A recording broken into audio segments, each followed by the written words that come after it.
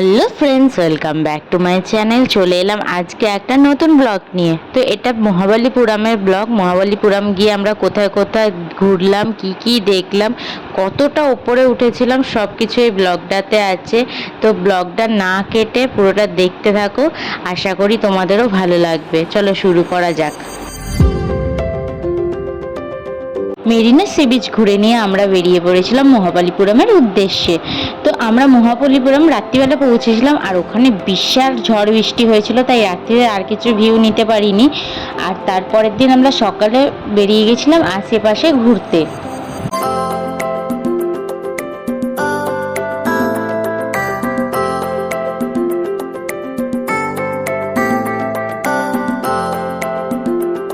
আমরা ফার্স্টেই চলে এসেছি পঞ্চরথা। এই জায়গাটার নাম পঞ্চরথা। এইখানে বালি আর পাথর দিয়ে অনেক মূর্তি, ঘর মতো তৈরি করা আছে, মন্দির মতো তৈরি করা আছে। চলো আশেপাশে, এটা খুব সুন্দর লাগছে, চলো তোমাদেরকে ঘুরিয়ে দেখানো যাক।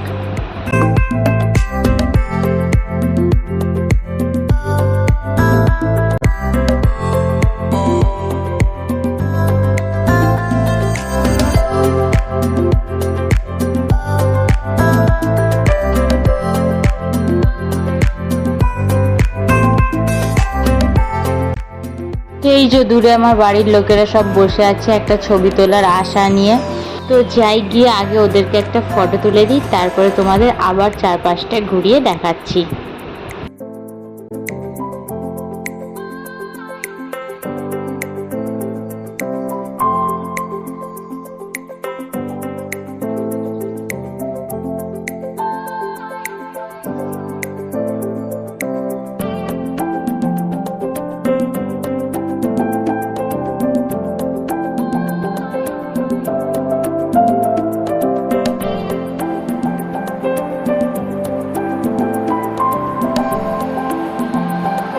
এবারে আমরা চলে এসেছি নেক্সট স্পটে। এখানে আছে একটা লাইট হাউস আর একটা টেম্পল আছে। টেম্পলটার নাম আমি ঠিকঠাক জানি না, বারাহা কেভ টাইপের কিছু নাম আছে। এখানে অনেক বিশাল বড় বড় পাথর কেটে সিঁড়িগুলো বানানো আছে মাঝখান দিয়ে দিয়ে। আর এখানে একটা লাইট হাউস আছে, তারও সামনে সিঁড়ি আছে, সেই সিঁড়িটাও পাথর কেটে বানানো। ফার্স্টে আমরা টেম্পলটায় উঠেছিলাম, তো 100টারও বেশি সিঁড়ি ছিল, তা ভেঙে আমরা উপরে উঠেছিলাম। আর ওপর থেকে দৃশ্যটা জাস্ট ওয়াও ছিল, ওয়াও। নিচের দিকটা জাস্ট এত সুন্দর লাগছিল না, একদম উপরটায় ওঠার পরে দৃশ্যটা জাস্ট অপূর্ব ছিল। উপর থেকে এত সুন্দর লাগছিল, আর সমুদ্রও দেখা যাচ্ছিল দূরে। তো চলো আমাদের সাথে তোমরাও একটু ওপর থেকে দৃশ্যটা উপভোগ করো।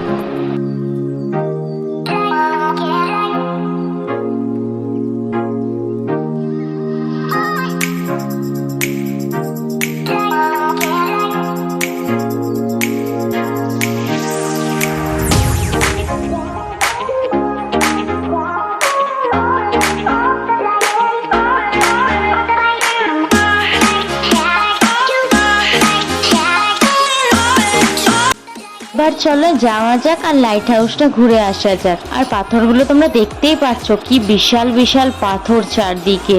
আর যেমন পাথরও আছে তেমন গাছপালাও আছে, তাই পরিবেশটা খুবই ঠান্ডা হয়ে আছে। অনেক রোদ উঠেছে, কিন্তু তার মাঝখানেও একটা পরিবেশটা ঠান্ডা অনুভব দিচ্ছে।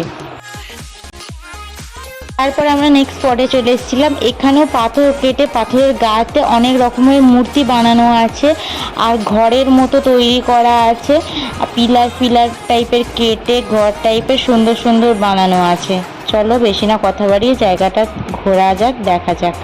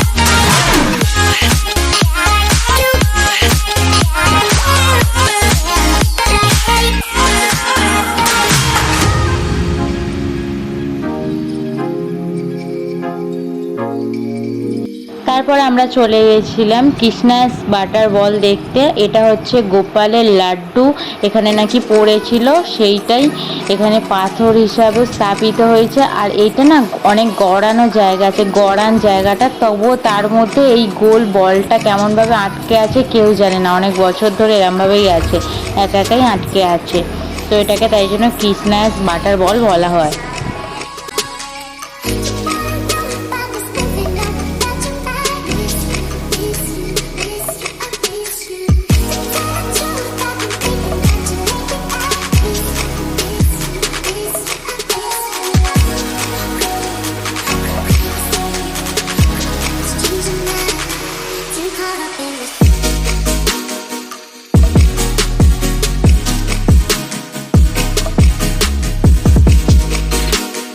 আর এখানে একটা গণেশ টেম্পল আছে, চলো সেটাকে গিয়ে ঘুরে আসা যাক।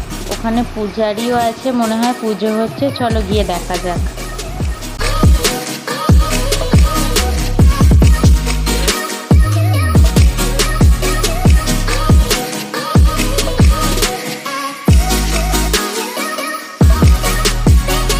এই পাথরগুলো অনেক বছর ধরে এরকমভাবে খাড়া হয়ে দাঁড়িয়ে আছে, 4 থেকে 5 তলা সমান হবে পাথরগুলো, কোনো কিছুতেই কোনো আঘাতও হয় না, আর কোনো হেলেও না, পাথরগুলো কিচ্ছু হয় না।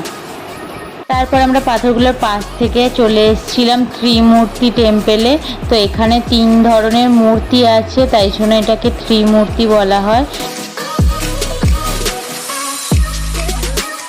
তারপর আমরা ঠিক চলে এসে বেরিয়ে যাব, ঠিক সেই সময় আমাদের চোখ গেল এই গাছটার দিকে। এই গাছটাতে ঝাড়বাতির মতো ফুল হয়ে আছে, আর ঠিক আমাদের ওখানে জালি হয় সেই রকম ফল হয়ে ঝুলছে, কিন্তু কী ফল আমরা জানি না, তোমরা যদি কেউ জেনে থাকো তো কমেন্টে জানাও। আর এক্ষুনি যে ফুলটা দেখালাম তোমাদের, সেই ফুলটারও নাম যদি কেউ জেনে থাকো অবশ্যই কমেন্টে জানিও।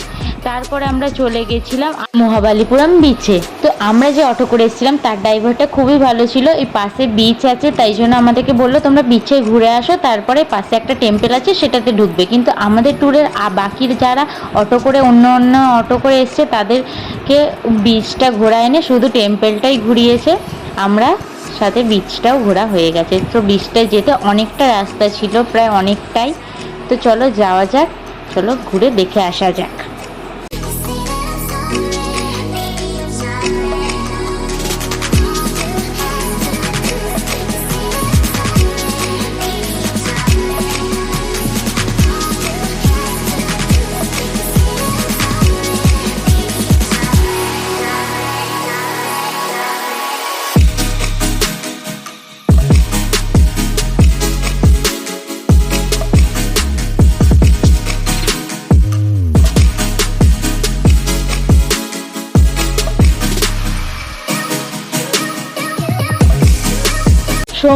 সমুদ্র আর তোমাদের কাছে বলার কিচ্ছু নেই, সমুদ্র মানেই হচ্ছে সুন্দর। দেখতেই পাচ্ছ কি বিশাল বিশাল ঢেউ আসছে, আর এত সুন্দর ওয়েদারটাও আছে না, খুব সুন্দর, খুব ভালো লাগছে। আর সাইডে অনেক পাথর আছে, তো পাথরের ওপর উঠে কিছু ফটোশ্যুট করতে হবে। তো তোমরা দেখো কেমন লাগছে ঢেউগুলো, আর অনুভব করো কতটা সুন্দর।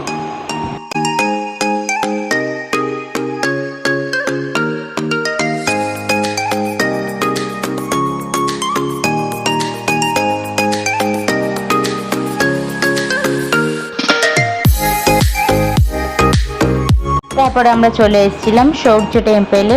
তো এটা কোনারকের স্টাইলেই বানানো আছে, যারা যারা কোনারক মানে পুরী গেছো, কোনারকের টেম্পেলে গেছো, সেটা দেখলেই বুঝতে পারবে ওরকম আকৃতিতেই বানানো আছে এই টেম্পেলটা।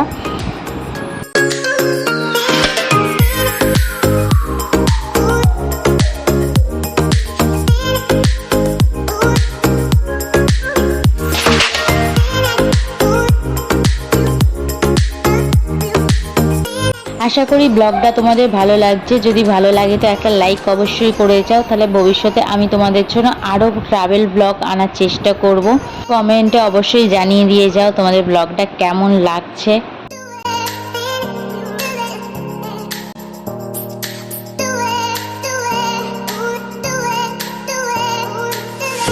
চারিদিকে পরিবেশটা শুধু সবুজে সবুজ, চারিদিকটা এতটা সুন্দর যে কি বলবো, সত্যি অপূর্ব দেখতে লাগছে দৃশ্যটা।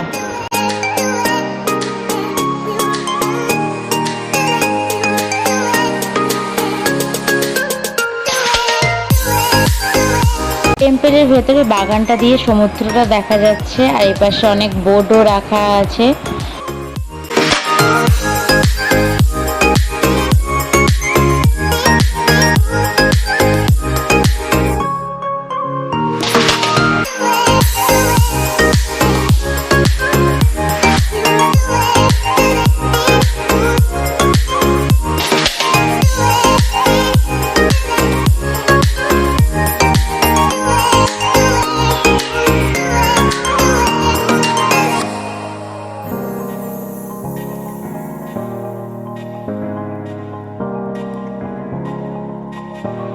মন্দিরটা খুব সুন্দর দেখতে লাগছে, আর এখানে অনেক গরু, তারপর আরও অনেক কিছুর মূর্তি করা আছে, তোমরা দেখতেই পাচ্ছ। আচ্ছা, পাশেই আছে একটা ঝাউবন টাইপের বন, কিন্তু এখানটা ঢুকতে দিচ্ছিল না, কিন্তু জায়গাটা খুব সুন্দর দেখতে লাগছিল।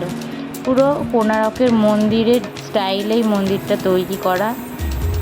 সামনে একটা সিংহের মূর্তি, আর পাশে এতগুলো সব গরুর মূর্তি করা আছে, আর পাশে একটা কুয়ো মতো আছে। এই জায়গাটা পুকুর টাইপের, কিন্তু এর মাঝখানে একটা দেখতে পাচ্ছ যে গর্তটা আছে, ওটা কিন্তু বিশাল গভীর একটা পাতকুয়া।